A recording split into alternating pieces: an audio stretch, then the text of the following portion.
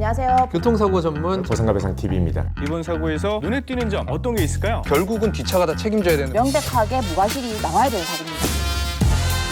안녕하세요, 보상가배상입니다. 오늘 영상은 공장화재 사고로 보험금을 청구하시는데 이런저런 사정에 의해 기계의 가액이나 손해액을 입증할 자료가 없으셔서 어려움을 겪고 계신 분들을 위해 준비해봤습니다. 우선 화재 사고로 보험 접수가 되면 저희와 같은 전문가를 선임하지 않으신다면 대부분 보험사가 위임한 손해사정업체 담당자가 사고 처리 전반을 풀어가게 되는데요. 이분들과 처음 면담하실 때 보험금 청구를 위한 공통서류서부터 손해액 검토를 위한 서류까지 준비해 주셔야 하는 서류들을 숙제로 받으실 거예요. 많은 분들이 공통서류를 준비하시는 데는 어려움이 없으신데 손해액을 입증할 서류들은 생각보다 많은 중소업체에서 제대로 준비가 안 되시더라고요. 그 와중에 보험사 측에서는 피보험자가 제출한 자료 중에서도 자신들이 객관성이 있다고 판단한 자료들만 인정하기 때문에 서류 업무가 부족하거나 서툰 업체에서는 억울한 상황이 생길 수도 있는 거죠. 지금 말씀드린 사건도 비슷한 상황이었는데요. 매입 자료와 같이 보험사에서 감가 시기를 검토할 때 필요한 자료가 없어서 일정 부분 손해를 강제당하는 위기가 있었는데 이때 저희가 어떻게 풀어냈는지에 대해서 말씀드려 보겠습니다. 먼저 사고 내용을 간단히 말씀드리면 목재 가구를 제작하는 저희 의뢰인의